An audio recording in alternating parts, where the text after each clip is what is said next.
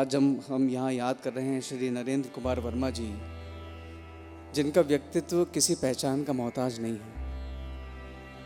एक ऐसा व्यक्तित्व जिन्होंने ना सिर्फ अपने लिए तो कई उपलब्धियां उन्होंने प्राप्त की ही हैं, बल्कि लोगों को भी इतना सशक्त बनाया है कि उनके सानिध्य में रह के सभी अपने आप को बहुत ही सेफ, बहुत ही प्रेरणामय और एक ऐसा व्यक्तित्व जो कि सभी को साथ लेके चलने वाला, एक ऐसा व्यक्तित्व आज हम जिन्हें याद करने के लिए यहाँ एकत्रित हुए हैं, बल्कि उनकी लाइफ को सेलिब्रेट करने के लिए भी एकत्रित हुए हैं।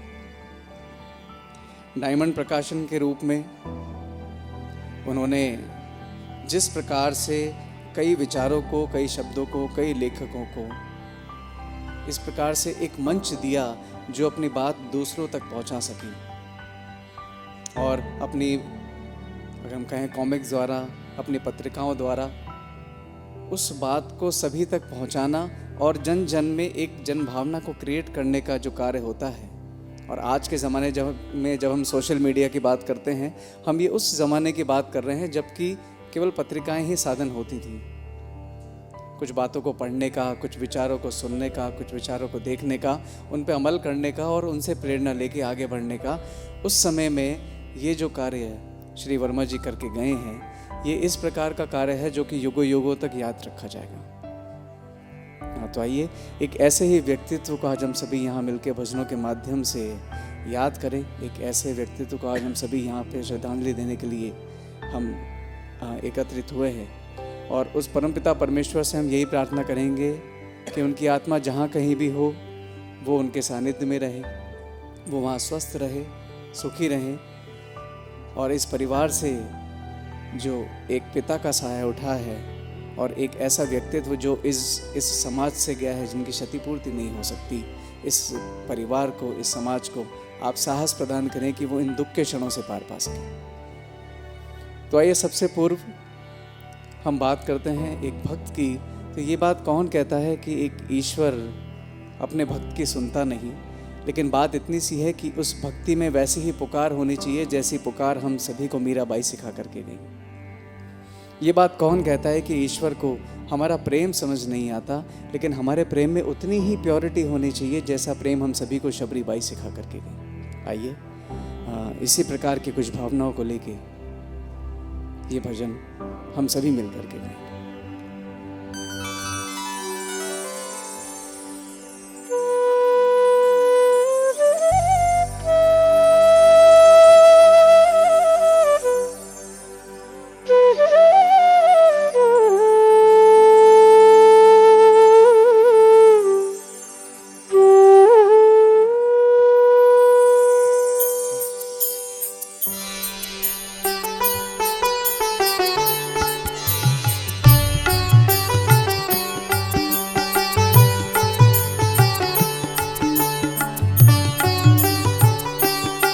अच्युतं केशवं कृष्ण दामोदरम्, अच्युतं केशवं कृष्ण दामोदरं, राम नारायणं जानकी वल्लभं, राम नारायणं जानकी वल्लभम्, अच्युतं केशवं कृष्ण दामोदरं, राम नारायणं जानकी वल्लभं, राम नारायणं जानकी वल्लभम्।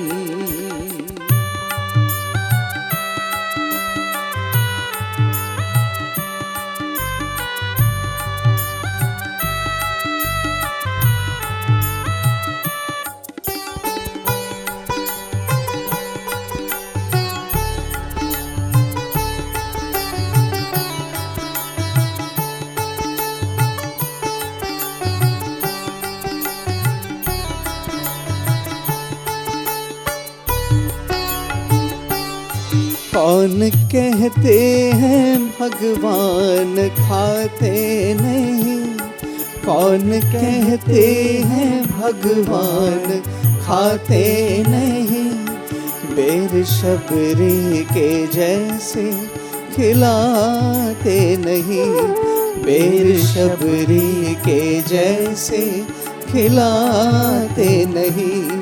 अच्युतम केशवम कृष्ण दामोदरम राम नारायणम जानकी वल्लभम, राम नारायणम जानकी वल्लभम।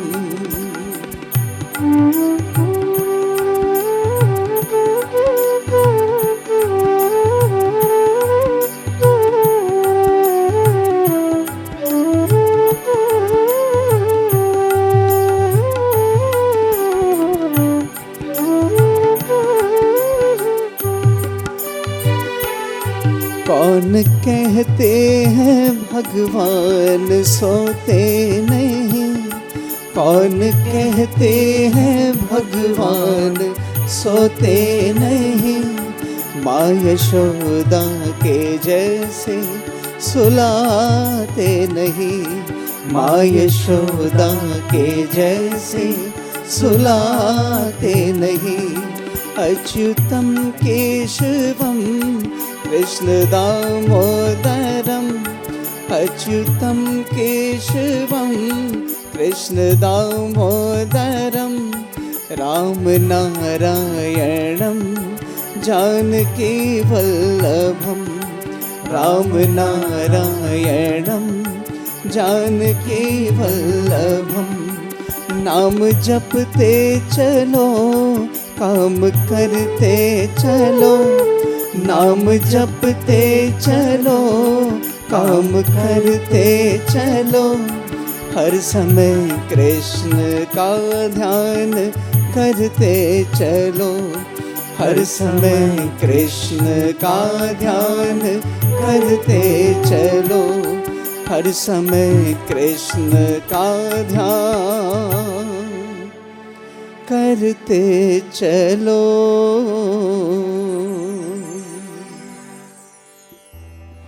जब हम बात करते हैं साईं बाबा की, तो माना जाता है कि जब हम उन्हें याद करते हैं, जब हमारे मन में कोई इस प्रकार की बात होती है, तो हमें उनका पूरा नाम भी पुकारने की आवश्यकता नहीं, हम बस उन्हें याद करते हैं और वो दौड़े दौड़े चले आते हैं। आइए इसी प्रकार की कुछ भावनाओं को लेके ये भजन हम सभी मिल कर के गाएंगे।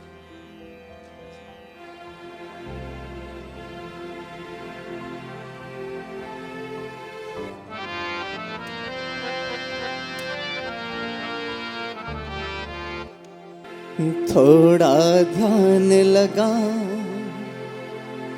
थोड़ा ध्यान लगा, साईं दौड़े दौड़े आएंगे। थोड़ा ध्यान लगा,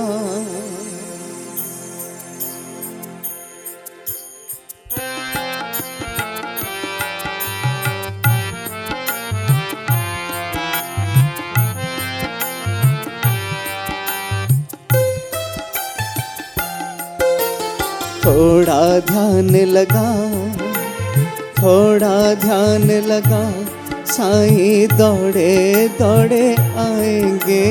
थोड़ा ध्यान लगा, थोड़ा ध्यान लगा, साईं दौड़े दौड़े आएंगे।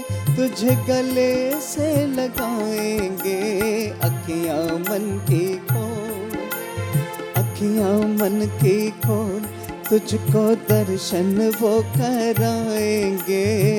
थोड़ा ध्यान लगा, थोड़ा ध्यान लगा, साईं दौड़े दौड़े आएंगे।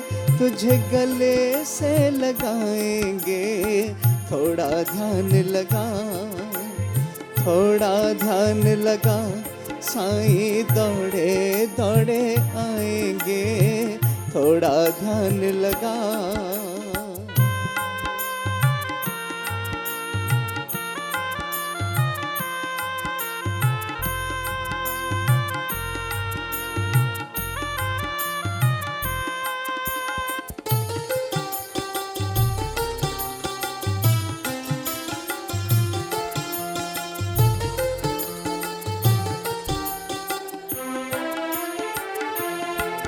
है राम रमैया वो है कृष्ण कन्हैया वो, वही मेरा साईं है।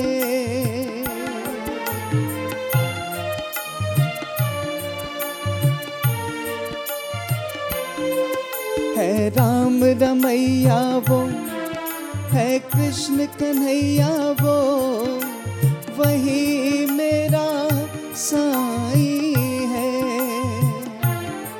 सत्कर्म राहों पर चलना सिखाते वो, वही जगदीश है। प्रेम से पुकार, प्रेम से पुकार, तेरे पाप वो जलाएंगे। प्रेम से पुकार, प्रेम से पुकार, तेरे पाप वो जलाएंगे। तुझे गले से लगाएंगे। थोड़ा ध्यान लगा, थोड़ा ध्यान लगा, साईं दौड़े दौड़े आएंगे। थोड़ा ध्यान लगा।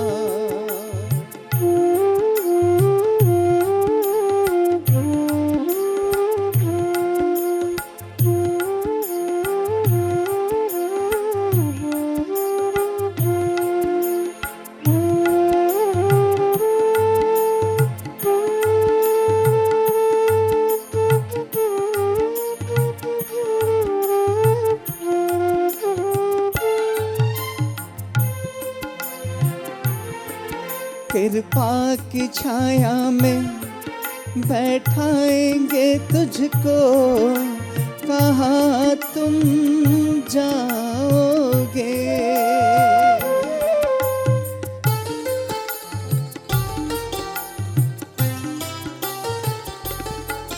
कृपा की छाया में बैठाएंगे तुझको, कहाँ तुम जाओगे।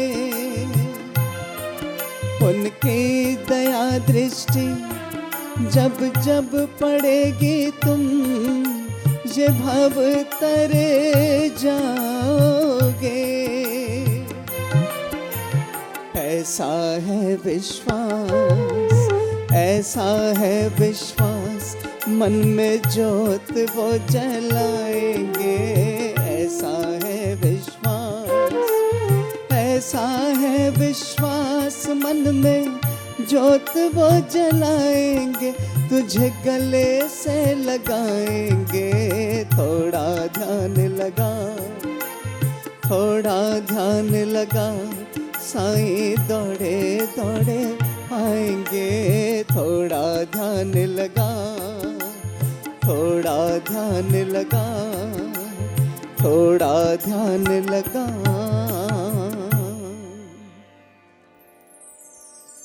इस परिसर में उपस्थित सभी लोगों को ज्ञात होगा कि भगवान श्री कृष्ण, हम अपनी आपस की बातचीत को अगर थोड़े समय के लिए विराम दें।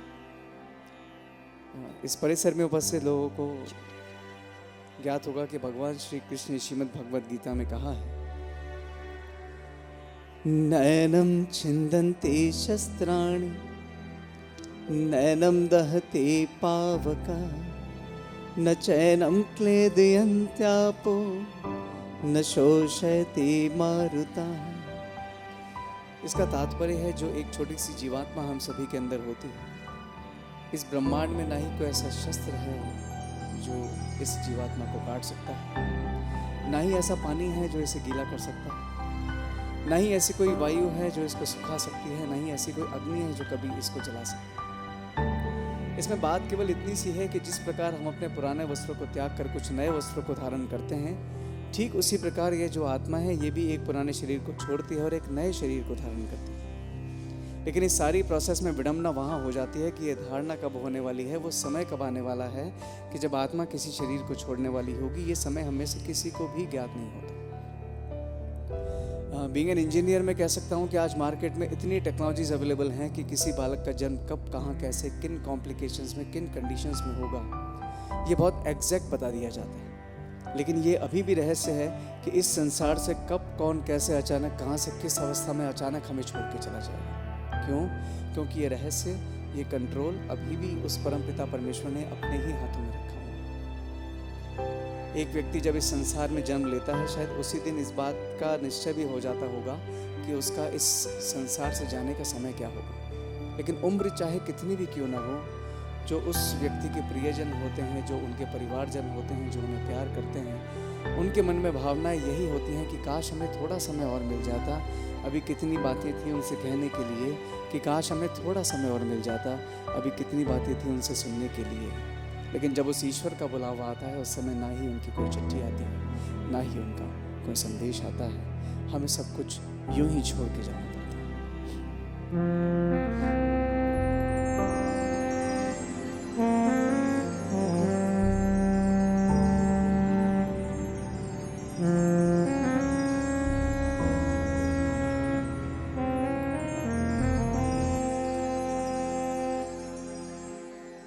चिट्ठी न कोई संदेश हो,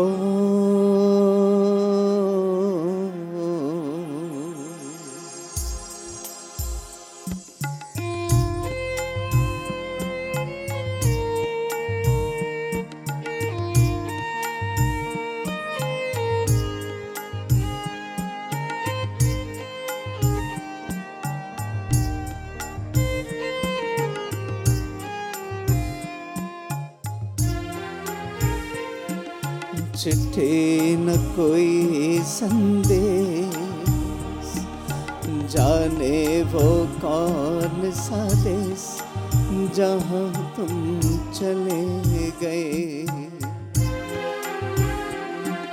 चिट्ठी न कोई संदेश, जाने वो कौन सा देश जहाँ तुम चले गए, जहाँ तुम चले गए।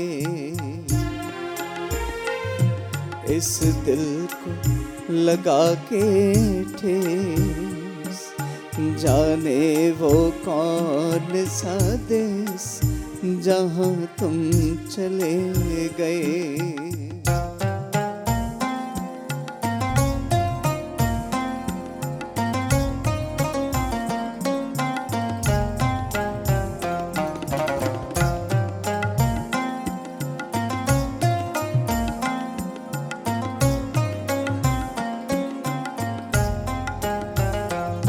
एक आह भरी होगी हमने न सुनी होगी, जाते जाते तुमने आवाज तो दी होगी।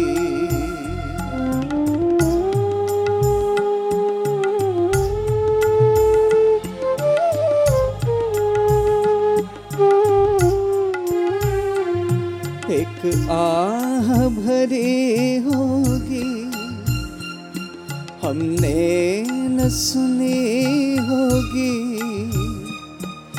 जाते जाते तुमने आवाज तो दी होगी।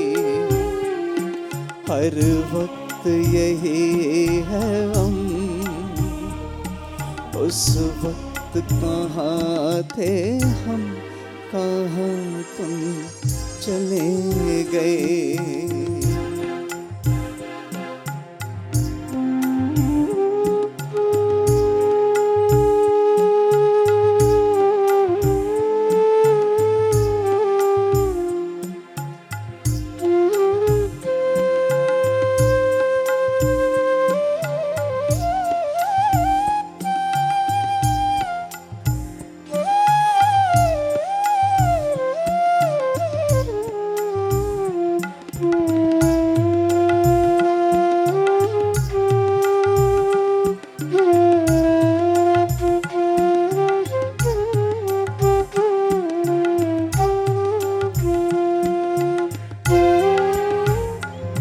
अब यादों के कांटे इस दिल में चुभते हैं, ना दर्द ठहरता है,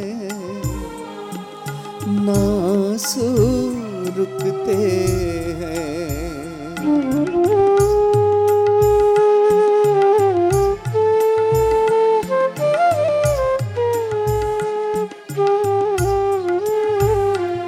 अब यादों के कांटे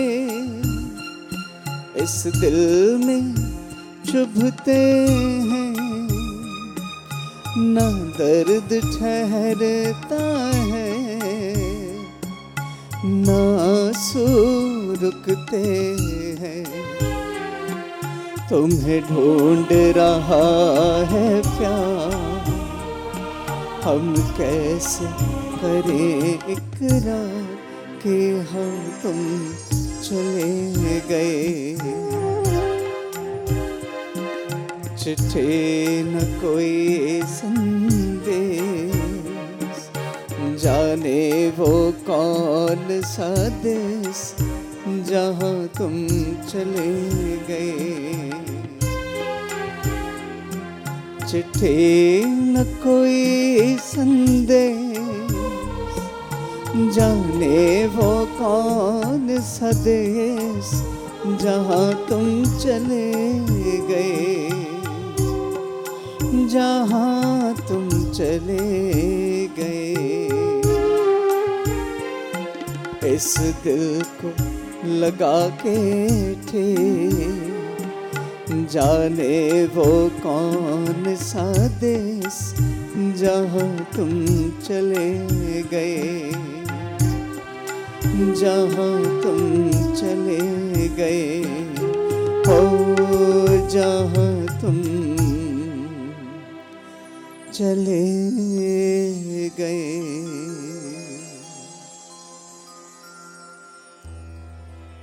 तो आइए इस भजन में हम सभी मिलके उस परमपिता परमेश्वर से यहाँ शक्ति की प्रार्थना करें। और जब हम बात कर रहे हैं शक्ति की, तो शक्ति की प्रार्थना केवल इस बात के लिए नहीं कि एक पिता रूपी मनुष्य, एक ऐसा व्यक्ति कि जिन्होंने कई लोगों को राह दिखाई, वो अब हम लोगों के बीच में भौतिक रूप से नहीं। आज हम यहाँ पे एकत्रित हुए हैं उनकी लाइफ को सेलिब्रेट करने के लिए, और जब हम यहाँ से जाएं तो उनके कुछ गुणों को अपने अंदर अगर हम धारण करके ना ले जा पाएँ, तो शायद यहाँ आने का जो औचित्य है वो शायद हमारा पूर्ण नहीं होगा। तो शक्ति इस बात के लिए भी चाहिए कि उस व्यक्तित्व को हम किस प्रकार से याद रखते हैं। शक्ति इस बात के लिए भी चाहिए कि उनके कुछ गुणों को हम अपने एक्शन, अपने बिहेवियर के अंदर धारण कर पाएँ। शक्ति इस बात के लिए भी चाहिए होगी कि जो संस्कार, जो विचार, जो एक इंस्पिरेशनल जीवन वो हम सभी को दे करके गए हैं, जो एक कर्तव्य मार्ग वो हम सभी को दिखा करके गए हैं, उस कर्तव्य मार्ग पे चल के उन सभी अधूरे कार्यों को पूर्ण करना, जो कार्य जो वो चाहते थे उनके जाने के बाद भी यथावत ये परिवार, ये समाज यूँ ही करता रहे, इन सभी कार्यों को पूर्ण करने के लिए भी हमें शक्ति की आवश्यकता होगी। जिस शक्ति की बात इस अगले भजन में हम सभी करने वाले हैं। आइए इसी प्रकार के कुछ भावों को लेके ये भजन, ये गीत हम सभी मिल करके गाएंगे।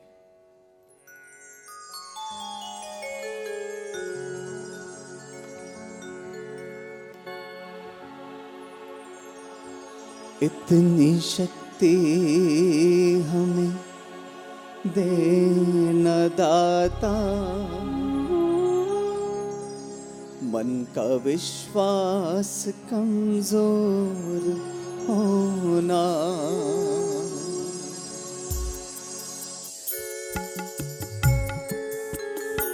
इतनी शक्ति हमें देना दाता, मन का विश्वास कमजोर होना।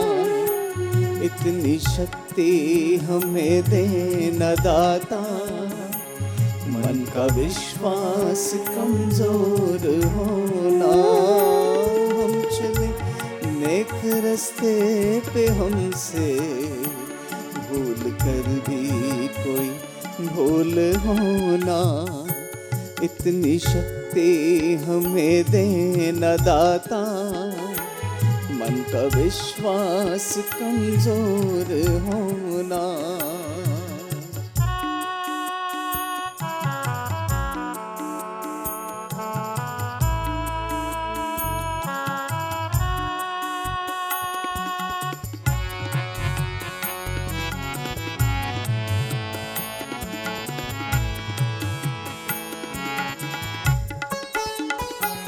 हम न सोचे हमें क्या मिला है, हम ये सोचे किया क्या है अर्पण।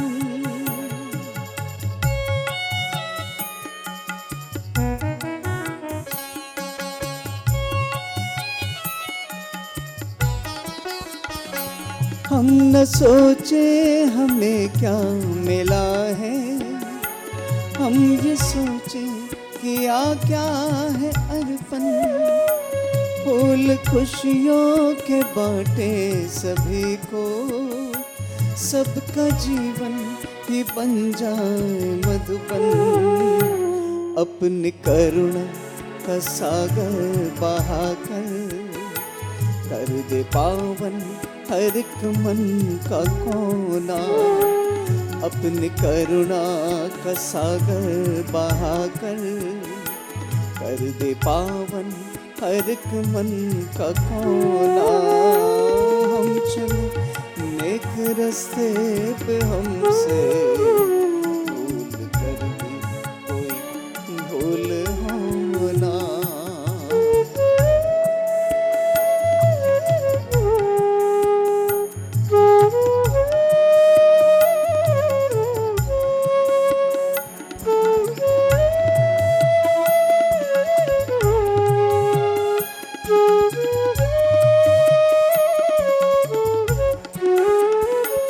दूर अज्ञान के हों अंधेरे, तू हमें ज्ञान की रोशनी दे।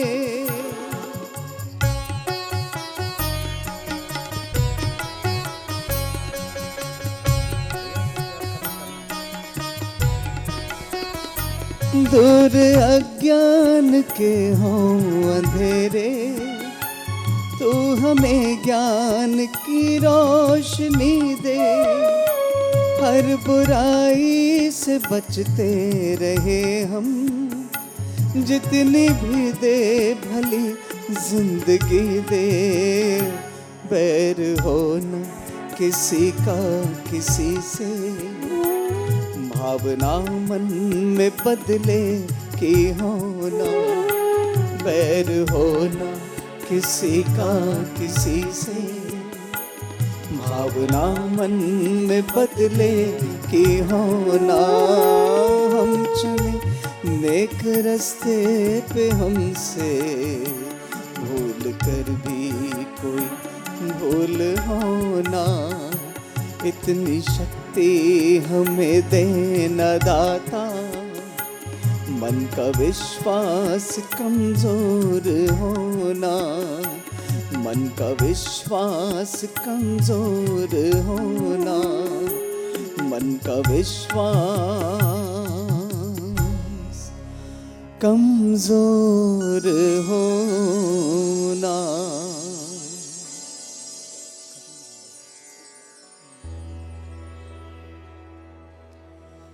एक अंतिम गीत एक ऐसे पिता को डेडिकेट करते हुए जो अपना सर्विस से निछावर करके गए हैं अपने बच्चों पे, इस परिवार पे, और जो सीख वो सभी को दे करके गए हैं कि मेरे बच्चों, हमें केवल अपने आप को ही सफल नहीं बनाना है, हमें सबको अपने साथ में लेके चलना है, सबके कंधे से कंधा मिला के लेके चलना है।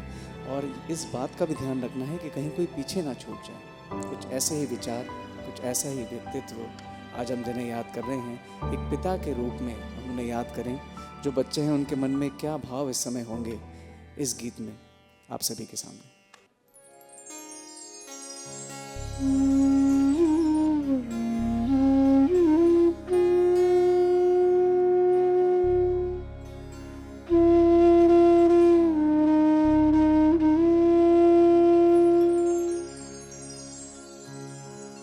टुकड़ा मैं तेरे दिल का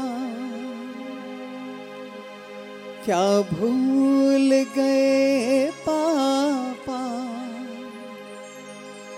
तन्हाई इस दुनिया में क्यों छोड़ गए पापा। मैंने रब को नहीं देखा, बस तुमसे ही जाना है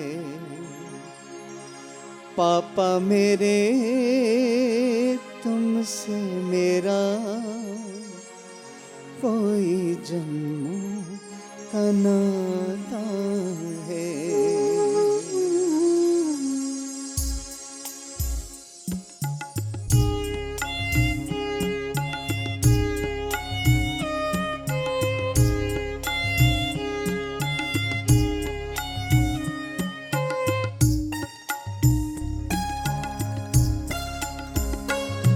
मैंने रब को नहीं देखा, बस तुमसे ही जाना है।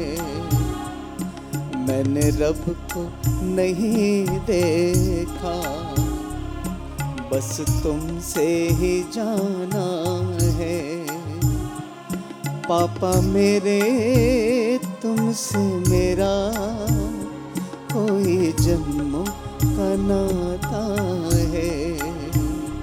पापा मेरे, तुमसे मेरा कोई जन्मों का नाता है। मैंने रब को नहीं देखा।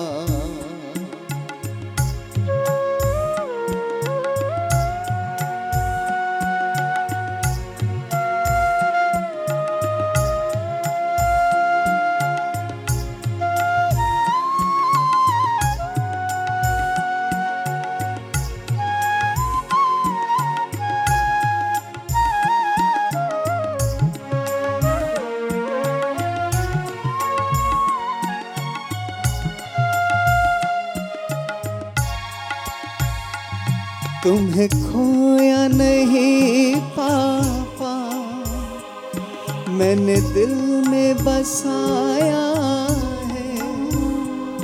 तुमने जो सिखाया था वो सब अपनाया है।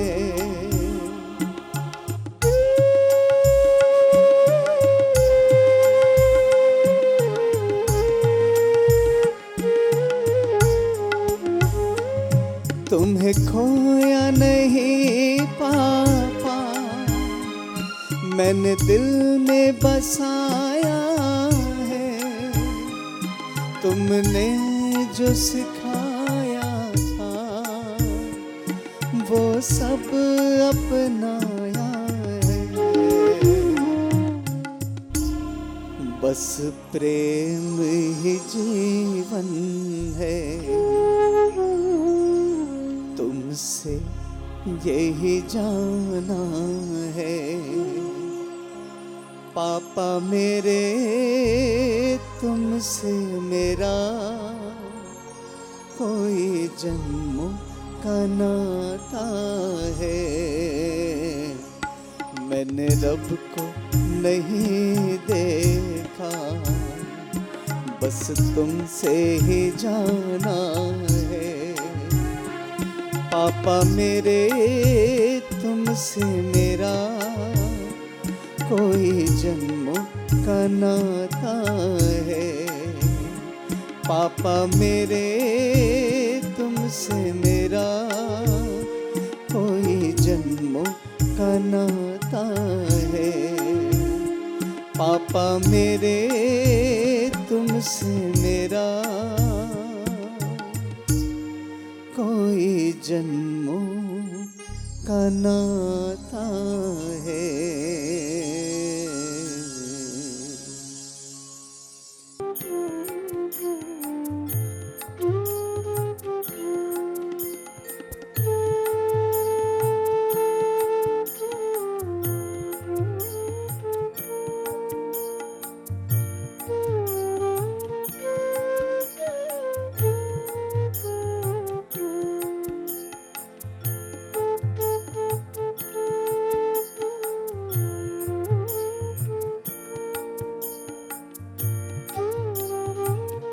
मोतियों की तरह सीपियों में पलते हैं। कुछ सितारों की चमक देखी मैंने बचपन से, जहाँ भी जाऊँ मेरे साथ साथ चलते हैं। मुझे लगता है कि लेखन के, व्यवहार के, समाज के अनेक ऐसे व्यक्ति हैं जिनकी यादों में नरेंद्र जी समाये हुए हैं और हमेशा समाहित रहेंगे। मैं एक बहुत संक्षिप्त सा उनका परिचय आप सबके सम्मुख प्रस्तुत कर रहा हूँ। 3 नवंबर 1948 को उनका जन्म हुआ। यह यात्रा उन्होंने कर्मयोगी के रूप में अनवरत आगे बढ़ाई। विभाजन से पहले मुल्तान में उनके परिवार का प्रकाशन का कार्य था, जो 1928 में अब से लगभग 100 वर्ष पहले प्रारंभ हो गया था। नरेंद्र वर्मा जी की कहानी केवल उनकी उपलब्धियों की कहानी नहीं है। ये कहानी है एक ऐसे व्यक्ति की जिसने 6 आने के पैसे से चलकर अपना एक परिवार गढ़ा, अपना व्यवसाय गढ़ा और अपना एक संसार बनाया। 1968 में 1968 में Shri Ram college of commerce से उन्होंने ग्रेजुएट किया, स्नातक की परीक्षा पास की और उसी समय से ही वो अपने परिवार के साथ हिंदी बुक सेंटर पर उन्होंने प्रकाशन का कार्य भी देखना प्रारंभ किया। ये कहानी है एक ऐसे व्यक्ति की जिन्होंने 1978 में 1978 में अपने छोटे भाई गुलशन राय जी के साथ डायमंड पब्लिशिंग एंटरप्राइजेज की स्थापना की और प्रकाशन के क्षेत्र में जो कीर्तिमान स्थापित किए वो आज भी एक मील के पत्थर के रूप में याद किए जाते हैं। 1981 में उन्होंने प्रसिद्ध कार्टूनिस्ट प्राण के साथ मिलकर एक नया कॉमिक और नया चरित्र गढ़ा। एक समय भारतवर्ष में ऐसा भी था जब चाचा चौधरी, साबू, पिंकी और अन्य बहुत सारे किरदार रेलवे स्टेशंस पर, बुक स्टॉल पर लोग उन्हें ऐसे ढूंढते थे कि किताबें कम पड़ जाती थीं और उन किरदारों के प्रति लोगों की मन की लालसा खत्म नहीं होती थी। ऐसे व्यक्ति जिनकी पुस्तकें 168 यूनिवर्सिटीज तक पहुंची डायमंड के माध्यम से। ऐसे रचनाकार जिन्होंने जो किरदार गढ़े, 16 लाख प्रतियां एक महीने में। चाचा चौधरी जो उनका किरदार था, ये आज भी पब्लिशिंग में, प्रकाशन के क्षेत्र में एक कीर्तिमान है कि एक महीने में 16 लाख प्रतियां उनके द्वारा गढ़े गए चरित्रों की बिकती थीं। ये कहानी है उस बालक की जिन्होंने बहुत शांत रहकर ये बात पूरी दुनिया में फैलाई कि मैं कम बोलता हूँ, सुनता ज़्यादा हूँ और इसी में मेरी सफलता समाहित है। आगे चलकर उन्होंने पुस्तकों, पत्रिकाओं और कॉमिक्स की दुनिया को महत्वपूर्ण बनाते हुए लेखकों को मंच प्रदान किया, कलाकारों को विश्वास दिया, कहानियों को जन जन तक पहुँचाया और ये कोशिश की कि वो साहित्य जो पुस्तकों में कैद होकर मूल्य के कारण कहीं पीछे रह जाता है, उसे कम से कम कीमत पर असंख्य पाठकों तक पहुंचाया जाए। उनके सबसे निकट रहने वाले लोग जानते हैं और वो जानते हैं कि नरेंद्र वर्मा जी मित्रों के मित्र थे। उन्होंने हर संबंध को पूरी शिद्दत के साथ जिया। उन्होंने एक पिता के रूप में अपने बच्चों को जड़ें भी प्रदान की, जमीन भी दिया और उन्मुक्त पंखों से उड़ने के लिए आकाश भी दिया। आज उनके परिवार में आदरणीय हीरा वर्मा जी, उनकी धर्मपत्नी, हमारे मनीष वर्मा जी, अंकुर वर्मा जी, पोते पोतियाँ, ग्रैंडसन, ग्रैंड डॉटर, एक भरा पूरा परिवार, बड़ा प्रकाशन संस्थान छोड़कर वो गए हैं। मैं कहता हूँ कि जहाँ में घूमते हैं आदमी के अनगिनत साए, कोई खुशियों में भी रोता, कोई गम में भी मुस्काए, रहे दुनिया की खातिर आँख में मेरी सदा आंसू, मेरे कारण किसी की आँख में आंसू नहीं आए। एक ऐसे व्यक्ति जिन्होंने दूसरों की संवेदनाओं को अपने हृदय में भरपूर स्थान दिया, लेकिन अपनी तरफ से किसी का दिल दुखाने का कार्य नहीं किया। असंख्य गुण उनके हैं, उनके बारे में बहुत समय तक बोला जा सकता है, लेकिन मैं संक्षेप में उनकी कुछ विशेषताओं का जिक्र करता हूँ। वो हमेशा दूसरों के सुख दुख में सहभागी बने। बोलने से पहले सबकी पूरी बात सुनने की कला उन्हें विशिष्ट बनाती थी। हर उपलब्धि का अर्थ वो परिवार में मानते थे। वो मानते थे कि सारी उपलब्धियां केवल इसलिए हैं कि हमारा परिवार, संस्कार, व्यापार और संबंधों के साथ आगे बढ़े।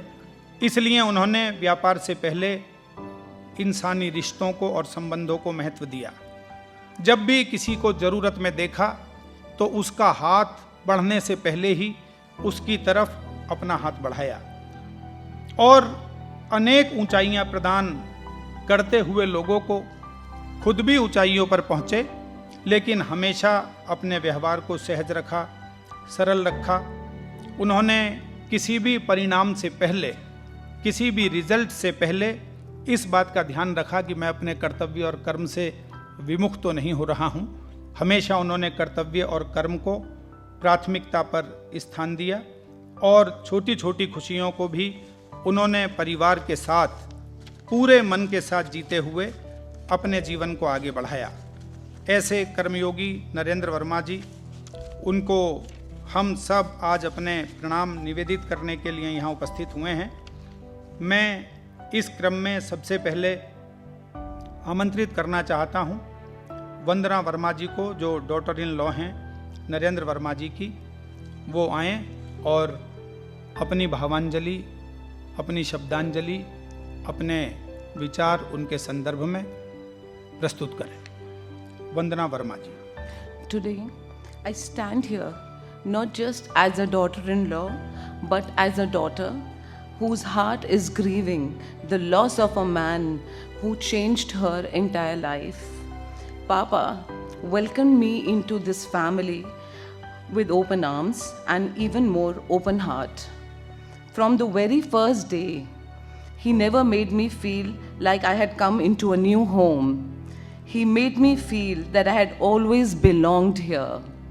He gave me not just a family, but a lifetime of love, acceptance, respect, and unwavering support. He believed in me, encouraged me, celebrated my success as though they were his own, and stood beside me through every phase of life. He was my biggest cheerleader. There was a special smile on his face whenever he saw me happy, and that is the gift I will carry with me forever. Papa was one of the most intelligent, wise, and experienced person I have ever known. But what made him truly remarkable was not just his knowledge, it was his heart. A heart so generous that it had room for everyone. A heart that found joy in giving, in serving, in feeding people until they could not eat more, and then laughing the loudest with them. His home was always open, his table was always full, and his love was always unconditional. He cherished relationships. He nurtured them with sincerity, warmth, and authenticity.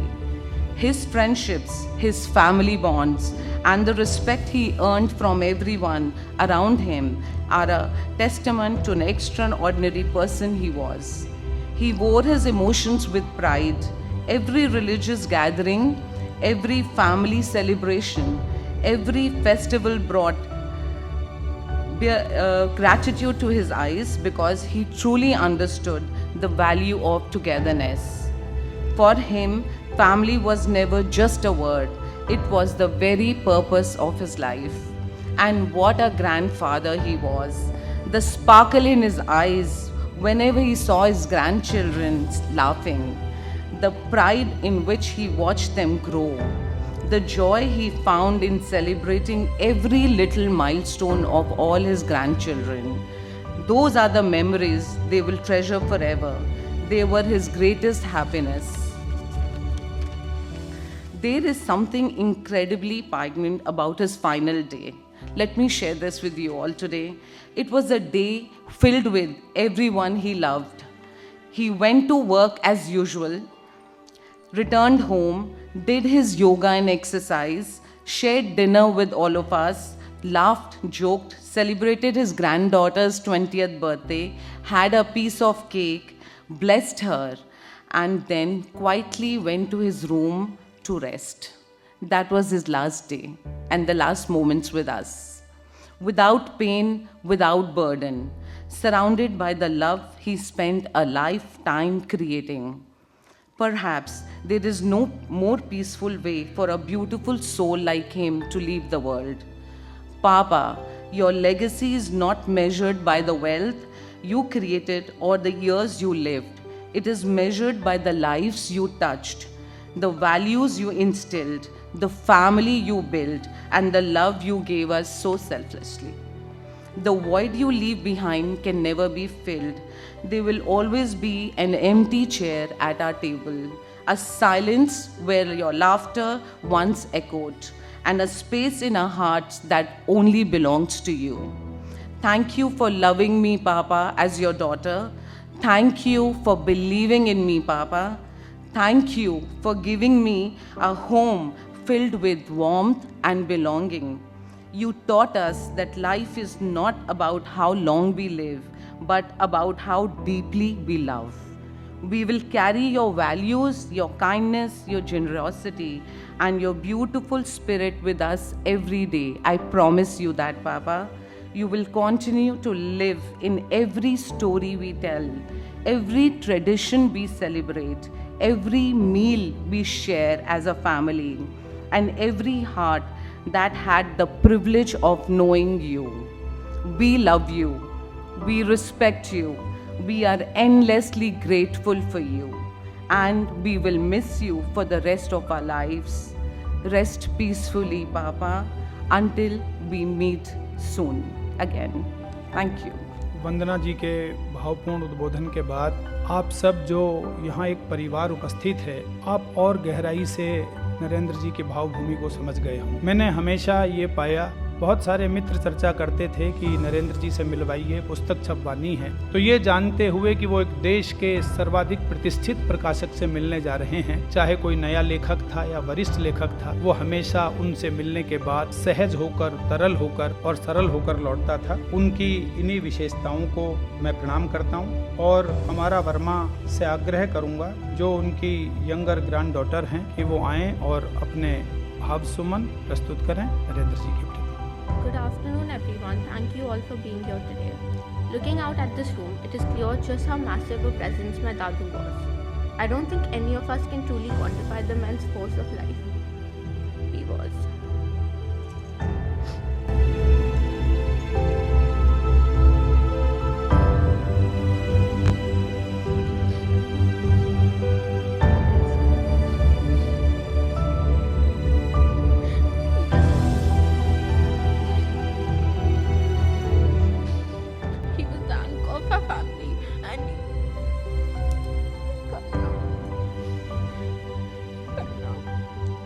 जब संवेदनाएं और भावों का अतिरेक मन पर हावी होने लगता है, तो जो कुछ नहीं कहा जा सकता उसे आंखों की आंसुओं की बूंदें कह देती हैं और मौन उसे प्रकट कर देता। तो ये मान लीजिए कि हमारा ने जो कुछ कहा था, उनके दिल ने जो कुछ वो कहना चाहती थी, उन्होंने कह दिया है और हमारे मन की समस्त धड़कनों ने उसे महसूस कर लिया है, क्योंकि इससे बड़ी भावांजलि नहीं हो सकती जो उन्होंने अपने अश्रुओं के रूप में उन्हें प्रदान की है। मैं क्रम आगे बढ़ाते हुए, मेरे गुरुदेव डॉक्टर कुंवर बेचैन ने कहा था, गमों की आंच पर आंसू उबाल कर देखो, बनेंगे रंग किसी पर भी डाल कर देखो, तुम्हारे दिल की चुभन भी जरूर कम होगी, किसी के पाम से कांटा निकाल कर देखो। तो नरेंद्र जी ने जीवन भर ये कार्य किया और उनके इन्हीं कार्यों को अपनी शब्दांजलि देने के लिए मैं अबीर वर्मा, जो उनके ग्रैंड सन हैं, उन्हें आमंत्रित करता हूं कि वो आएं और अपनी शब्दांजलि प्रस्तुत करें अपने दादा के बारे में। Namaste everyone. Today we have gathered to remember and celebrate the life of my Dadu.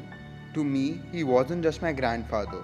He was someone whose presence made our house feel like home. Seeing him every day, talking to him, sharing life's little cute moments with him were things I always looked forward to. It is difficult to accept that he is no longer with us, but I feel incredibly grateful that I had the privilege of being his grandson. Today, some of my happiest memories are the simple ones we shared. Watching cricket together, sitting around the dinner table with the whole family, talking, laughing, and simply enjoying each other's company are moments I will always treasure. At the time, they felt like ordinary evenings, but today I realize they were some of the most precious moments because my Dadu was there. There are so many little things that will always remind me of him. He enjoyed the simple joys of life, good food, spending time with his family, and the happiness of being together. He always sat in the same chair at home, and every time I see that chair, I know I'll think of him. Dadu lived a life of integrity, hard work, and compassion. He believed in doing everything with honesty, dedication, and taught us these values not only through his words but through the way he lived. I will always be thankful for everything he taught us and for the love and care he gave our family.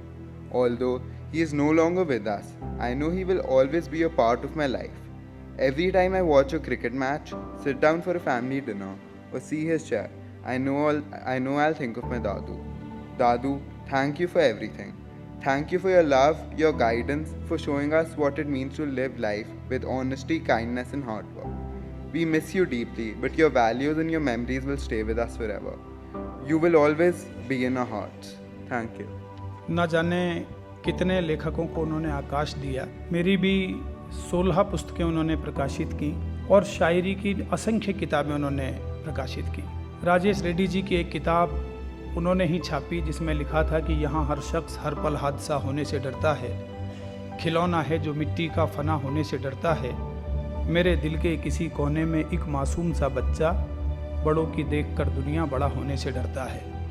इसलिए हम सब ने पाया कि 78 वर्ष की उम्र तक उनके मन में एक भोला सा मासूम सा बच्चा बैठा रहा जो हम सब के आसपास मुस्कुराता था, बातें करता था।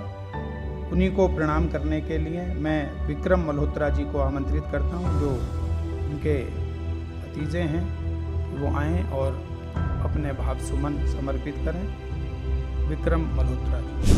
The bunch of nerves that I am, I would never have the courage to step on stage. But the greatness of the man who has departed is such that I could not but hold myself from speaking. Today they introduced me as his nephew, but they are lying. Because actually I'm his third son, maybe his fifth, perhaps seventh. Mamaji had countless adopted sons in the family. He loved us and supported us in many different ways. He was a godfather to all of us. Meera Mami ji, Manish ji, Ankur ji, I thank you so much for everything that you have done for us. This is a great loss for you and a great loss for all of us as a family. Ankur ji, Manish ji, I appropriated your nest and your parents' love. I don't know whether to apologize or to be grateful for the share of your parents' love that I stole from you. You have a Herculean responsibility to shoulder. And I have no doubt, being the children of the great man that I knew and from the conduct and your conduct and nature, that you will carry forward this legacy of goodwill, family values, and magnanimity. Narendra Mamaji, thank you so much for being my godfather and role model in this lifetime and on this planet. I know that you have moved to a better place to do more good work. Mamaji, I bid you my final goodbye. May your soul rest in peace. अनेक लेखक, अनेक परिजन, अनेक संबंधी, अनेक उनके व्यवसायी मित्र ऐसे हैं जिन्होंने अपने जीवन के बहुत सारे पल, बहुत सारी यात्राएं, बहुत सारे संस्मरण, बहुत सारे अपने किस्से कहानियां उनके साथ जी होंगी। तो उन्हीं की यादों को समेटे हुए जैसा हमने आपको जिया, नरेंद्र वर्मा जी यादों के साए में एक बहुत छोटी सी प्रस्तुति 3-4 मिनट की आप सबके लिए यहाँ प्रस्तुत है, जैसे हमने आपको जिया।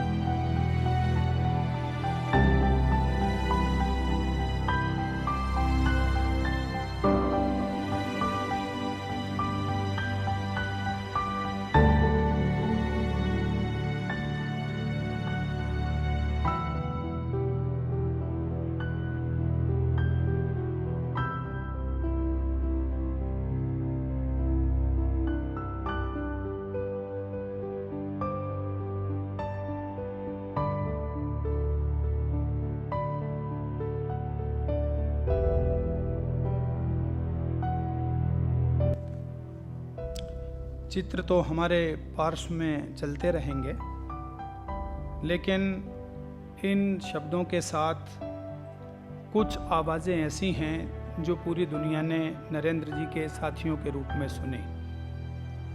ऐसी ही एक बहुत महत्वपूर्ण विशेष आवाज़, एक विभूति श्री गिरिराज शरण अग्रवाल जी के रूप में हमारे मध्य उपस्थित हैं।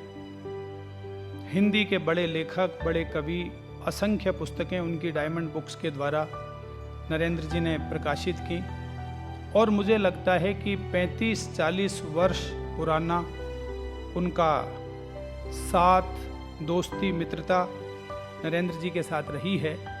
तो ऐसे गिरिराज शरण अग्रवाल जी को मैं आमंत्रित करूंगा और वो आएँ। चित्र चलते रहेंगे पार्श्व में, आप आकर अपने शब्द सुमन, अपने भाव सुमन नरेंद्र जी के प्रति प्रस्तुत करें। अपने प्यार के कुछ क्षण जो उनके साथ मैंने बिताए, उन पर यदि मैं चर्चा करूं तो एक पूरी पुस्तक लिखी जा सकती है। लेकिन मैं कहना चाहूँगा कि सारी धरती गर नहीं महकी तो क्या तेरी महक। बहुत छोटा भी कर दूं कि कह सकता हूँ कि सारी बस्ती गर नहीं महकी तो क्या तेरी महक। अपने घर की मेज पर तू लाख गुल बूटे सजा। अपने यहाँ, अपने लिए, अपने परिवार के लिए तो बहुत लोग करते हैं, लेकिन समाज के लिए करने वाला, और वो समाज जो हमारा है, साहित्यकारों का समाज, उसके लिए करने वाले बहुत कम लोग यहाँ हैं। किसी के दर्द में, दुख में, पीड़ा में, कष्ट में, परेशानी में साथ देने वाले बहुत कम लोग हैं। और मैं कहना चाहता हूं कि 1971 में एक दोपहर को हिंदी बुक सेंटर के कार्यालय में मेरी पहली मुलाकात नरेंद्र जी से हुई थी। और 1971 से 2026 का ये समय ऐसा है कि जिसमें शायद ही हम लोग भले ही दूर दूर रहते हों, लेकिन दिल से पास न हो। हर दिन तो नहीं, लेकिन सप्ताह में या महीने में उनके द्वारा किया गया फोन आ जाता था या मैं उनसे बात करता था। मनीष के माध्यम से, अंकुर के माध्यम से तो कम होता था, लेकिन मनीष के माध्यम से बात होती थी। मैंने ये अनुभव किया है कि वो किसी के दुख को अपना समझकर बात करते थे। देखिए, प्रकाशन अलग है। मैं कह सकता हूं कि मेरी 50 या 60 पुस्तकें उन्होंने छापी हैं, ये तो प्रकाशन का मामला रहा। लेकिन पिछले दिनों मैं एक दुविधा में था। मेरी पत्नी 3 महीने तक मेदांता में एडमिट नहीं। आप सोच सकते हैं कि एक लेखक या एक शिक्षक के पास इतनी राशि नहीं होती कि वो मेदांता जैसे अस्पताल में 3 महीने तक अपने परिवार के किसी सदस्य को रख सके। मेरे 3 प्रकाशक हैं बड़े बड़े। मैंने तीनों से निवेदन किया सहायता के लिए, और सहायता का पहला हाथ उठा नरेंद्र जी का। उन्होंने मेरी पहले ही वाक्य के बाद मेरी परेशानी को समझा और मेरी सहायता की। क्या मैं इसको भूल सकता हूँ? मैंने उनसे यही कहा कि मैं इस स्थिति को अपने जीवन में भुला नहीं सकता। मुझसे 4 वर्ष छोटे थे वे, लेकिन हम लोगों का प्यार, हम लोगों का अपनत्व ऐसा था जिसे भुला देना, छोड़ देना मुश्किल है। मैं इसलिए कहता हूँ कि मैंने आज सुबह अपने दर्द के लिए MRI कराया था।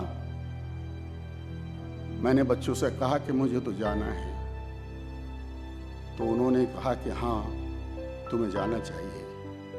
तो हम दोनों एक दूसरे के दुख दर्द में किस तरह से सम्मिलित रहे हैं, ये कोई नई बात नहीं है कहने के लिए, लेकिन दर्द जब छलकता है तो प्रकट होता है बिटिया कि आंसुओं के माध्यम से जिस तरह से प्रकट हुआ, वास्तव में वो आंसू हम सब के अंदर भरे हुए हैं। हम उनको प्रकट भी करना चाहें तो उतनी शिद्दत से, उतनी मात्रा में प्रकट नहीं कर पा रहे हैं, लेकिन यदि वो छलकने शुरू हो गए तो फिर रुक नहीं पाएंगे। बस मैं अपनी बात यहीं समाप्त करता हूँ। बहुत बहुत धन्यवाद। जैसा मैंने कहा कि नरेंद्र जी का जीवन एक ऐसी कहानी है जिसे शब्दों में, भावों में व्यक्त नहीं किया जा सकता।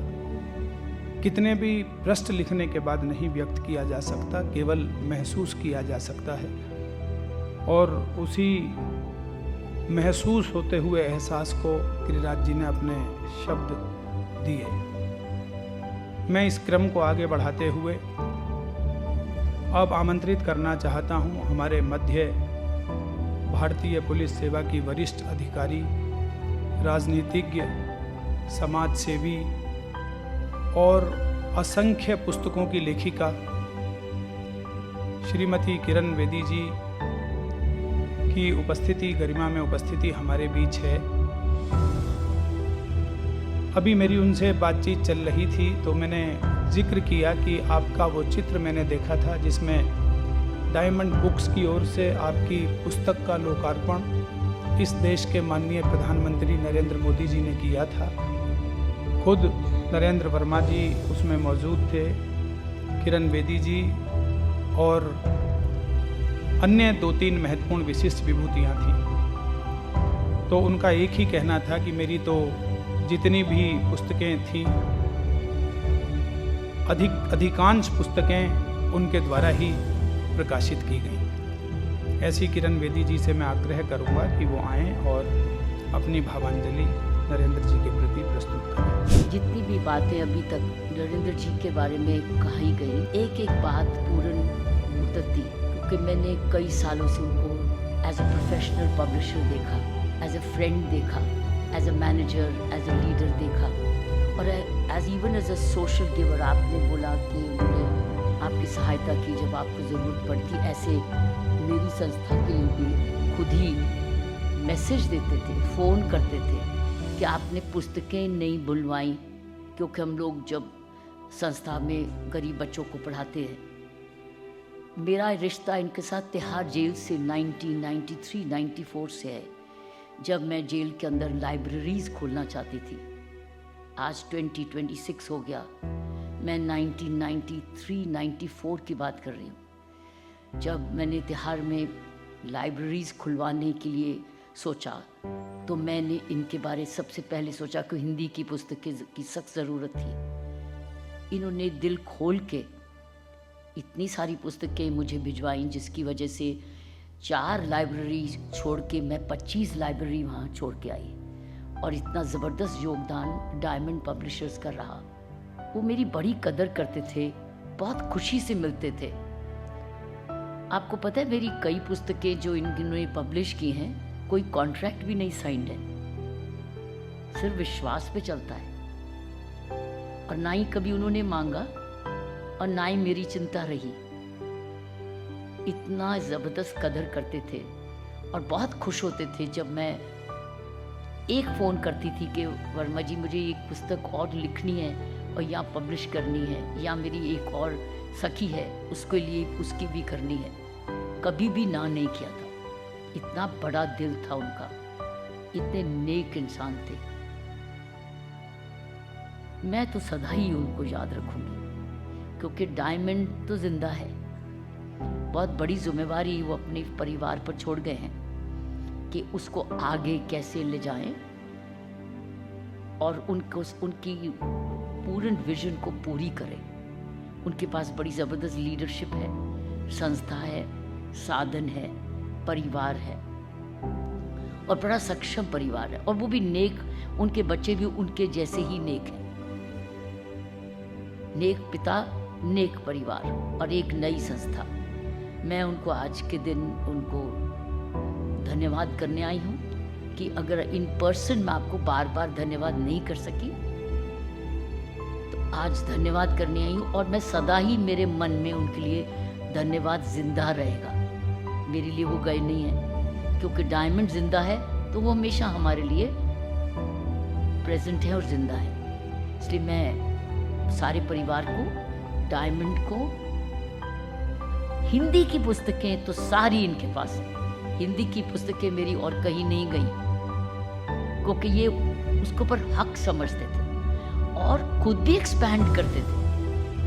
एक पुस्तक तो इन्होंने खुद ही मेरी 16 लैंग्वेजेस में ट्रांसलेट करी। खुद ही कहा मैं तो इसको 16 लैंग्वेजेस में कराऊंगा। खुद ही वो सोचते थे और आगे ले जाते थे। ऐसे इंसान के लिए कैसे धन्यवाद कभी समाप्त हो सकता है, तो जीवन भर चलेगा।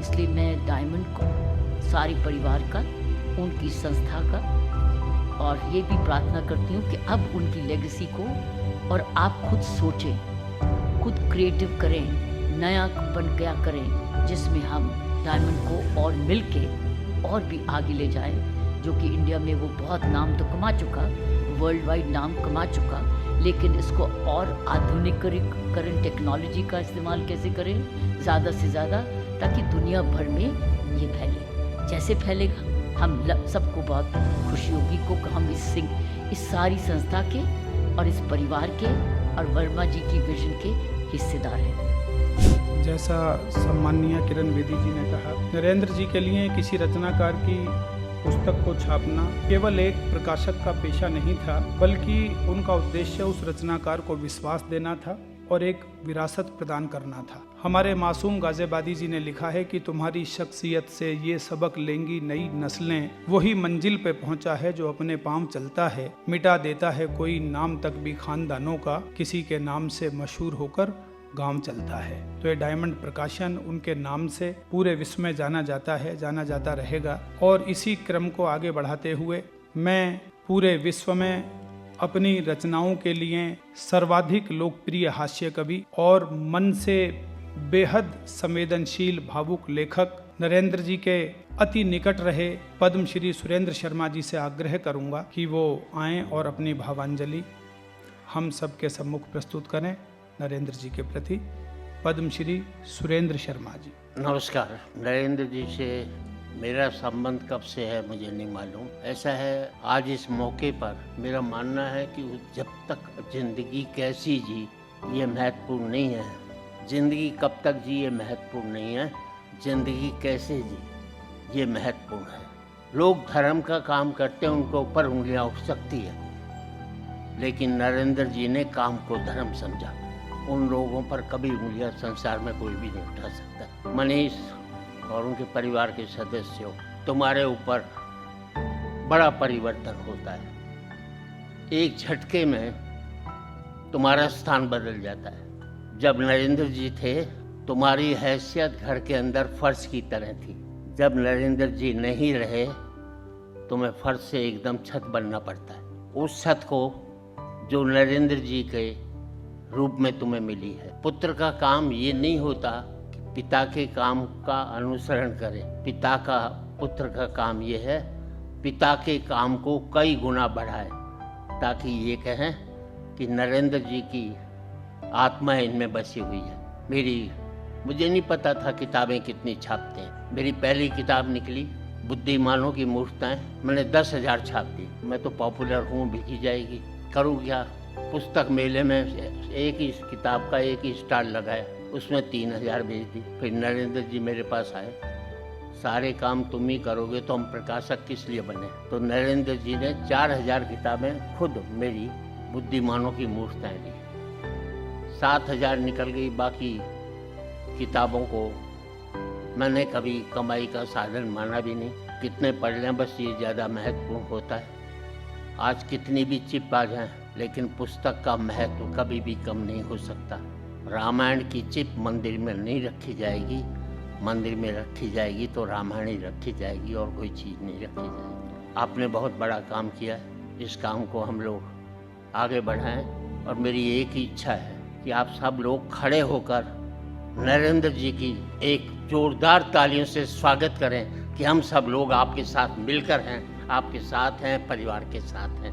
एक जोरदार तालियों से 1 मिनट तक आप नरेंद्र जी की भावनाओं को व्यक्त करें।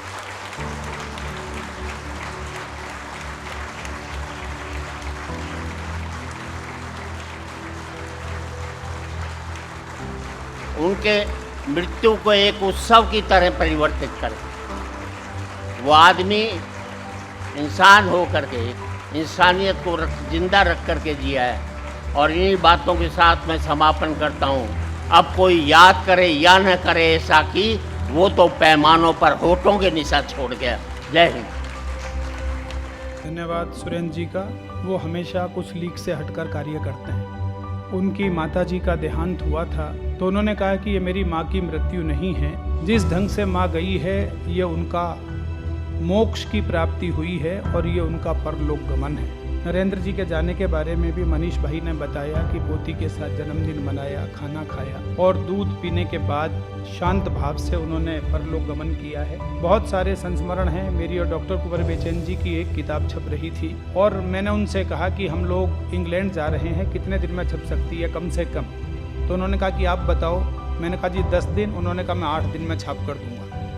न जाने कितने ऐसे संस्मरण हम सब लोगों के साथ हैं। मैं उन्हें अपने भाव सुमन समर्पित करता हूँ और एक प्रेम पूर्ण जिम्मेदार पति, स्नेही पिता, गर्वित दादा, उदार मित्र, धैर्यवान मार्गदर्शक, दूरदृष्टि के प्रकाशक, ऐसे व्यक्ति जिन्हें उनके प्रेम, व्यवहार और उनके व्यक्तित्व के लिए हमेशा हम याद रखेंगे। आप सबके प्रति कृतज्ञता ज्ञापित करने के लिए मैं उनके पुत्र मनीष वर्मा को आमंत्रित करूंगा कि वो आएँ, पिताजी की यादें भी साझा करें और परिवार की ओर से आप सबकी उपस्थिति के लिए अपने भाव भी प्रकट करें। मनीष वर्मा जी। पापा, आप हमारे इष्ट हैं, हमारे भगवान हैं और सदा हमारे साथ ही रहेंगे। आपके शब्द हमारी दिशा, आपके सपने हमारी उड़ान, आपके संस्कार हमारी जड़ें, आपका साहस हमारी शक्ति, आपकी सादगी हमारी सीख, आपकी दृष्टि हमारा मार्ग, आपका प्रेम हमारे परिवार की डोर, आपका विश्वास और आशीर्वाद हमारा संभलना। आपकी किताबें और कहानियाँ ने अनगिनत पाठकों को बचपन को कल्पना और आनंद से भरा। यही आपकी जीवित विरासत है। आप हमारी यादें, हमारे कर्मों, हमारे सपने और आने वाले हर कल के लिए हमारे साथ रहेंगे। पापा, आपका प्रेम, आपका विश्वास, आपका आशीर्वाद और अपने को जीवन जीने हमें सिखाया, उसके लिए हम सदैव आपके ऋणी रहेंगे। धन्यवाद। आज मनीष जी को इस रूप में बोलते हुए देखकर मुझे ऐसा ही लगा है कि जैसे उनके रूप में स्वयं नरेंद्र जी बोल रहे हैं। वो हमेशा, मैं जब भी कहता था कि आपको अपने विचार प्रस्तुत करने हैं तो कहते थे कि आप कभी लोग तो बिना देखे बोलते हो, पर मैं एक कागज़ से देखकर अपने विचार ज़रूर प्रस्तुत करूँगा। ऐसी ही छवि आज मनीष जी में भी दिखाई दी। मैं यही कहूँगा कि वो हमेशा उन जैसे व्यक्ति कभी भी इस दुनिया से नहीं जाते हैं। वो केवल दैहिक रूप में गए हैं, लेकिन आत्मिक रूप में, अपने विचारों के रूप में हमेशा डायमंड बुक्स का ही नहीं वरन समस्त प्रकाशन जगत का, समस्त लेखन जगत का और समस्त परिजनों का मार्गदर्शन अपने विचारों के आलोक से करते रहेंगे। ये कहता हूँ कि वो आते रहे याद, भुलाने के बाद भी जलता रहा चिराग बुझाने के बाद भी। तो उनकी यादों का चिराग हमेशा जलता रहेगा और उसकी रोशनी में हम सब अपने जीवन को आगे बढ़ाते रहेंगे। एक बार आप सब अपने स्थान पर खड़े हो जाएं, 2 मिनट का हम मौन करेंगे उनकी आत्मा की शांति के लिए। उसके बाद रस्म पगड़ी की प्रक्रिया प्रारंभ होगी, आप उसमें सम्मिलित रहें और उसके बाद जलपान ग्रहण करने के बाद भी प्रस्थान करें, ऐसा परिवार की ओर से मेरा आप सभी से आग्रह है। ओम शांति।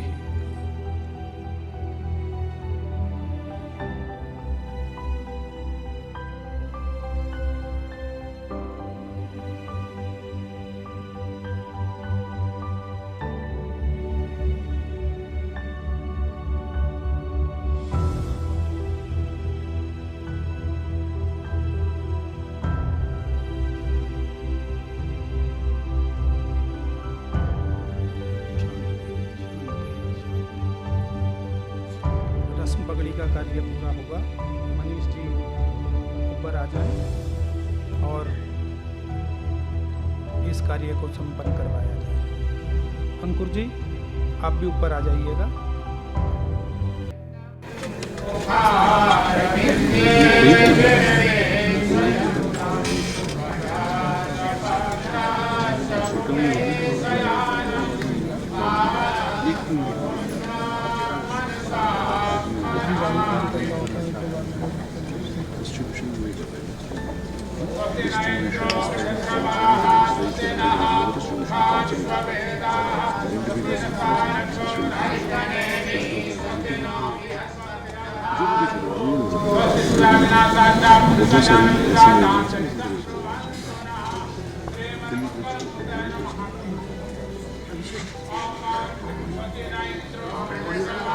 इंटरनेट का रखा कैमरे का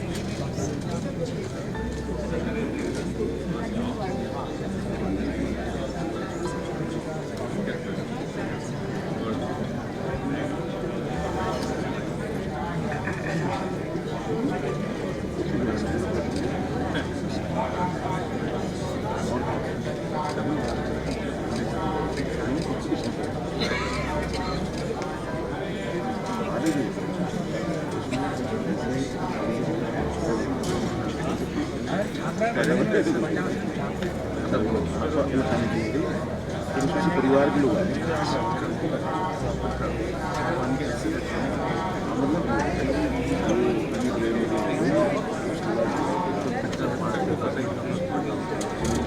परिवार की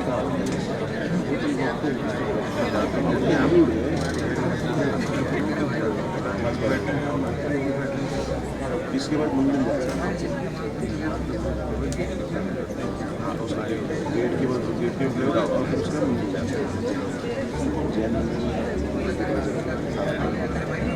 फिर उसके बाद वापस परिवार के साथ